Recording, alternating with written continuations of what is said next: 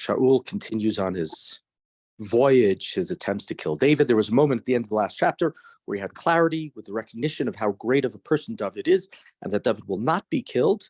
And that may be why we are now told a sort of a footnote. It's not something that gets detail, but a sad verse in the beginning of chapter 25, Parak Chaf Hey.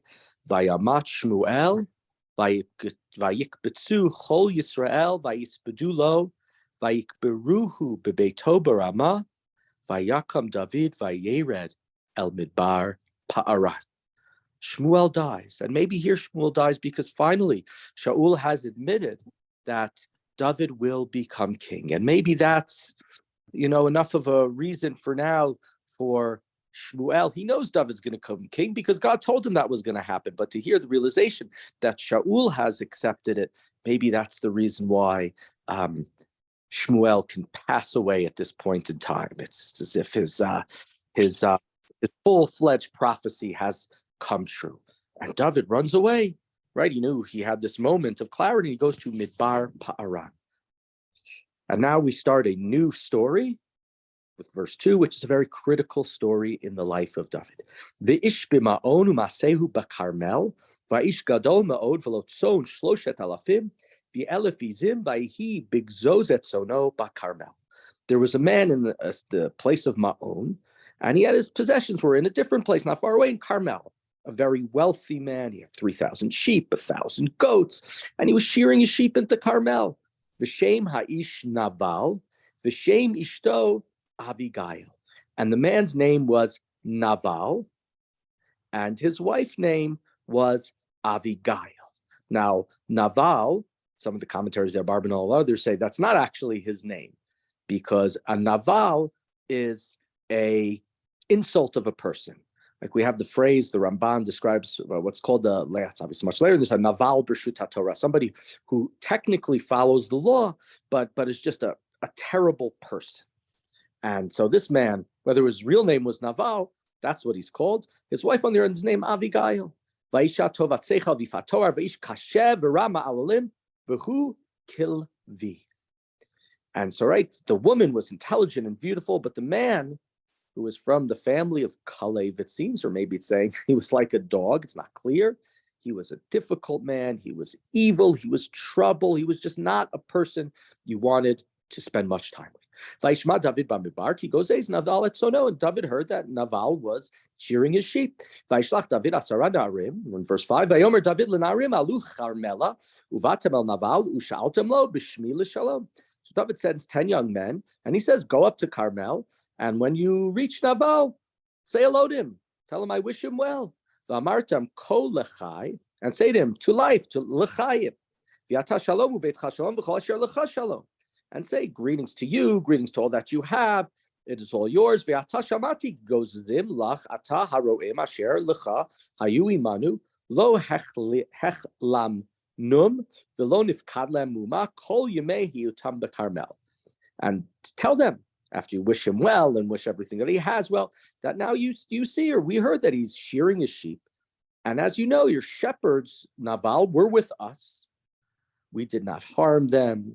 We did not take anything from them all the time they were in Carmel. And there seems to be, so, okay, you didn't torture them, you didn't steal from them. Seems like a little bit more David is saying beyond this, although he doesn't say it. We helped them, we protected them, we assisted them. Sha'al narecha ve'gidu lecha v'yimtzu hanarim chen beinech ki al yom tov banu tana na et asher timsa yadcha lavadechu levincha leDavid. So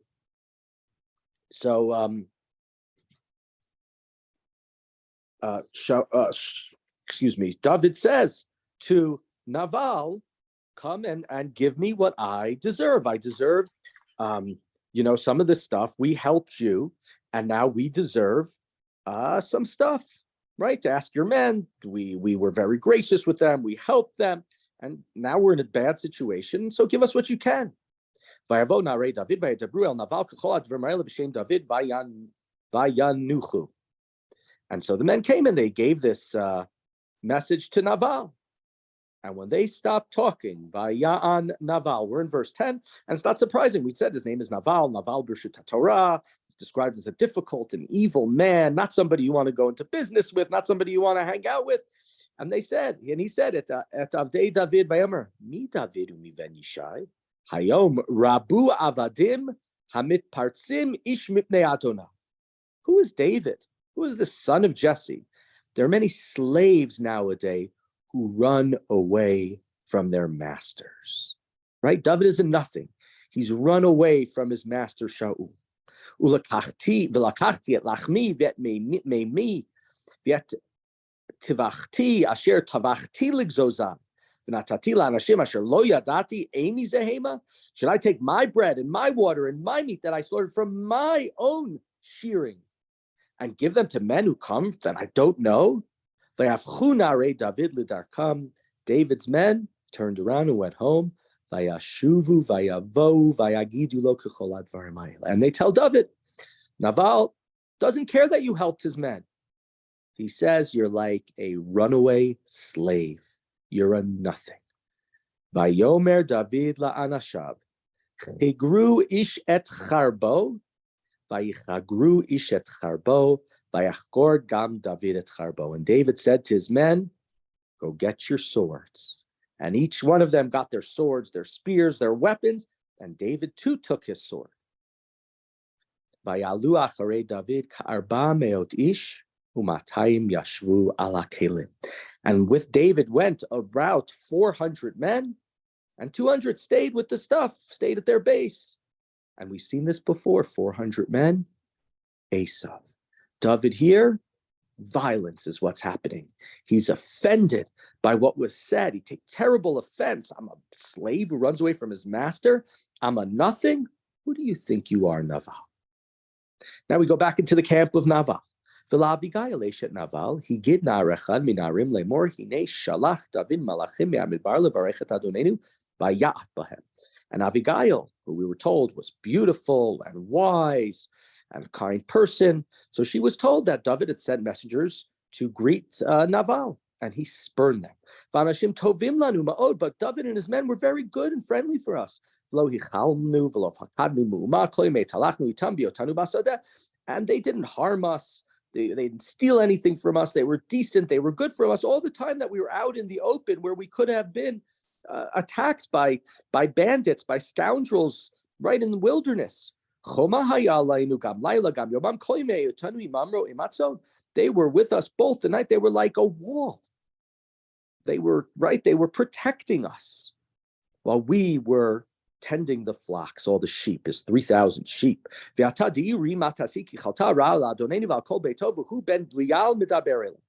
consider what you're going to do, because there's great harm that's threatening our master, your husband, Naval.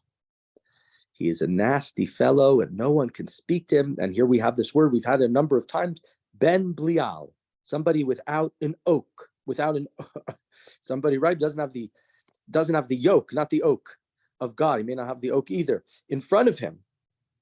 That was the word that was used to describe Eli's sons, Hophni and Pinchas. That was the same word that was used to describe the rapist back in the end of Shoftim, in Pilegesh Begiva. That was the word that Chana said to Eli, don't think that I am a bat bliah. So we see what category Naval is in. Vatimaher Avigail vatikach 200 lechem u'shnayim nivlei yayin b'chamesh tzon asiot v'chamesh se'im kali u'me'at smukim 200 dvelim vatasem ala chamorim.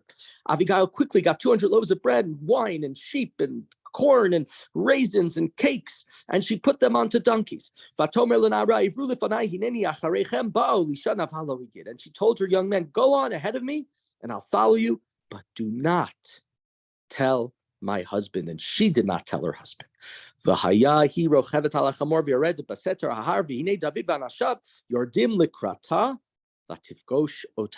She's riding on the donkey and going down a trail when David and his men appear coming toward her, and she meets up with them. V'David amar ach la sheker shamarti. We're in verse 21. Et kol asher lazeh b'midbar v'lo nifkad mikol asher lo mu'ma v'yeshiv li ra'a tachat tova. And David had been angered and saying the whole time, was it all for nothing that I protected this man's possessions in the wilderness? And he thinks he owes me nothing when nothing was missing. He's paid me back evil for the decency, for the goodness that I've shown him. May God do this and more to the enemies of David. Another great line in this book. If by the light of the morning, anyone who pees on the wall is still alive, right? Anybody who uses a urinal, that's the way David's describing them. And we've had a lot of this, right? To describe the description of his enemies or the enemies of the Jews, the Plishtim, as being uncircumcised. And here he's referring to the men as those who pee on the wall. We would say today those who go into the urinal. That's the way David describes the men. And he's saying a destruction is going to happen. Killing is going to happen. What we see here is interesting, right? In the last chapter, David showed Hamal. He showed mercy and pity to Shaul, who's really his enemy, who has chased after him because Shaul is the Mashiach Hashem. But here, David has been treated not right by Naval, and he's ready to go and massacre everybody. Vatera Avigail David Vatamer Vateri Malachamor Vatipola Pe David al Panav Vatishtchavu Aretz. And when Avigail saw David, she quickly jumped off the donkey, threw herself before David, bowing to the ground. Vatipol al Ragla Vatomer Bian Yadoni Ha'avon Utdaberna Amatecha Boznechu Shmat Divrei Amatecha. And she fell on his feet and she said, "Let the blame be mine, not my husband. Please, my Lord, let my handmaid, let me speak to you. Hear what I have to say. Al na yasim Adonai libo el ish hablial hazel naval. Ki cheshmo keinu naval shmo unvala imo." She says, don't pay attention to what that wretched fellow, and she's talking about of her husband, of course, Naval said, because his name is a description. His name means a boor, and that's what he is. Vani amatcha lo ra'iti na'arei Adoni asher shalachta. And but I, your handmaid, did not see the men who you sent. V'ata Adoni chai Adonai v'chei nafshecha asher mancha Adonai mibo badamim v'hoshea yadcha lach v'ata yukenaval oivecha malchim el Adoni ra'ah. I swear as God lives, that God is giving you the opportunity to not take his blood, right? Let your enemies and all who would harm my Lord fare like Naval, right? Don't do it to him. And this is right. This is going back to the last chapter. David's men, it's the opposite. We'll say to him, go, now's your chance. God has delivered Shaul in the cave. He's going there. He's in the bathroom in the cave. You have the chance to kill him. And David says, no, I can't do that. But here David is ready to kill him, to kill all the men of Naval. But this woman, Avigail, comes forward and is saying, don't be like him. Verse 27, and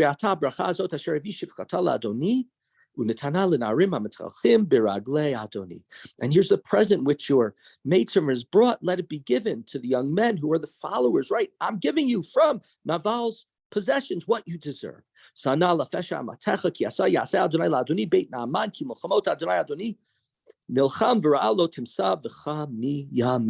please, pardon my boldness, but let God grant you an enduring house, because you are fighting the battles of God, and let no wrong ever be found in you, right? And if you go and massacre these people, a wrong can be found in you.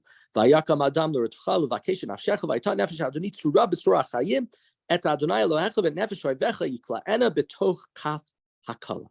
if anyone sets out to pursue you, seeks you in your life, right, your life will be bound in the bundle of life in the care of the Lord. You will fling away the lives of your enemy.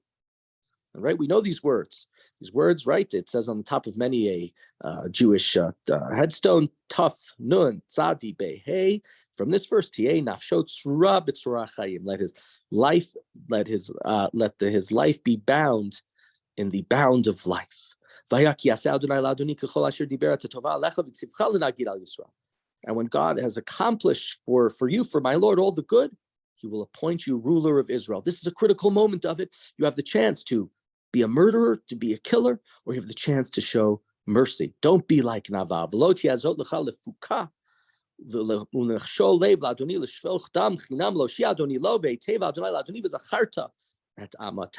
Don't let this become a stumbling block to you, that you will shed blood needlessly. And when God has allowed you to prosper, remember your maidservant. She says to him, I'm here, I'm helping you.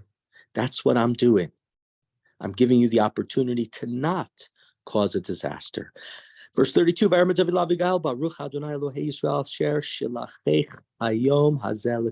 David says, praise be God of Israel who sent you this day to meet me. Uvaruch ta'amech uvruchaat asher kiltini hayom hazeh mibo v'damim v'osha yadili.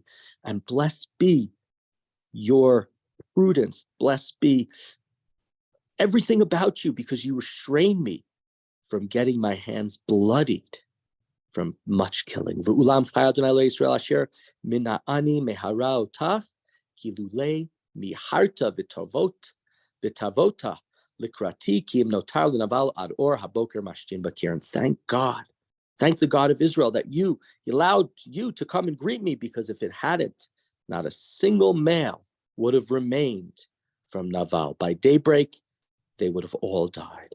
Vayikach David mi'adai asher avia lo v'la amar Ali l'shalom leveitech re'i shamati b'kolech ve'esa fanayich.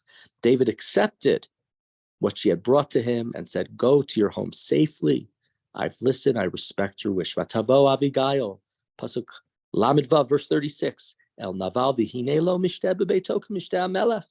V'leiv Naval tov alav u'shiker ad ma'od v'lo yigida lo davar katan v'gadol ad or haboker. She comes home and Naval is happy. He's having a drinking party, and it's such a festive move. It's such a big party. It's like a feast of a king. She doesn't tell him anything that happened until the morning.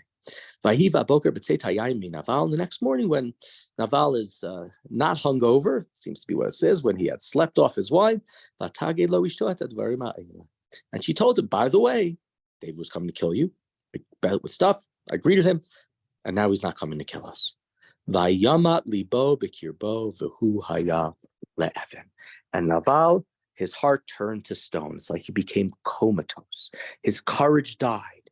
His humanity died. He was so embarrassed and ashamed by what his wife did that he was no longer a functioning person. And about 10 days later, Naval vayamot. God struck Naval and he died. Vayishma David kimat Naval, vayomar Baruch Adonai asher ravet rivi cherpatim yad Naval vet avdo chasach me'ra'av vet rat Naval heshiv Adonai b'rosho vayishlach David vayidaber b'Avigail lekachta la'isho. When David heard that Naval died, he said, praise be God. God has championed my cause against Naval's behavior toward me. I was not the one who killed him, but God has shown that Naval acted in a terrible way and that I was good. And David sent messengers to propose marriage to Abigail.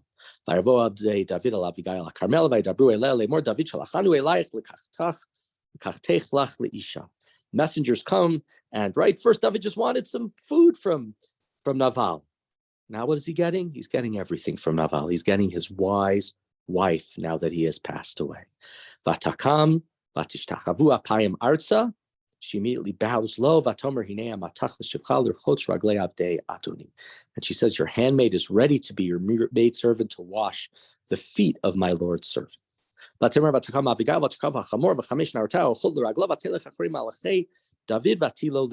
Abigail rose and she went on the donkey with her maids, and she went and became David's wife. And now we're just told other comment. David took Achinoam to be his wife, Achinoam from Yisrael, Vatiana Gam Shtehen Lo L'Nashim. And these two were also wives to him. I think the word also is because of the next verse. David already has a wife, a woman who has protected him, a woman who saved him from his impending death. Of course, Michal, the daughter of Shaul, who loves him. However, Shaul natanet Michal bito eshet David lefalti ben Laish asher migalim. But Shaul had given Michal to a different man, even though she was married to David. She gave him to Palti ben Laish, right? A demonstration by Shaul that David is no longer her son-in-law, that David's not with her. We don't care about David anymore. He's not a person of importance and significance. And so what we see here is a different sort of further strain between David and Shaul. But we see here, this is a very critical chapter. It's a critical moment in David's life. Is David going to be violent? Is David going to be peaceful? It's something that he showed in the last chapter he was able to do with Shaul, but is he going to be able to do it in the personal insults? Is he going to be able to hold back? And that's one of the great challenges that comes to him, and of course comes to anybody who's in power, great power, the head of the army, a great warrior, a great soldier. Are they going to know when to go to war? And are they going to know when to show mercy, when to show peace? And in this chapter, it looks like David would have gone down the wrong path if it wasn't for the wise woman, if it wasn't for Abigail, who intercepted him on his path to doom.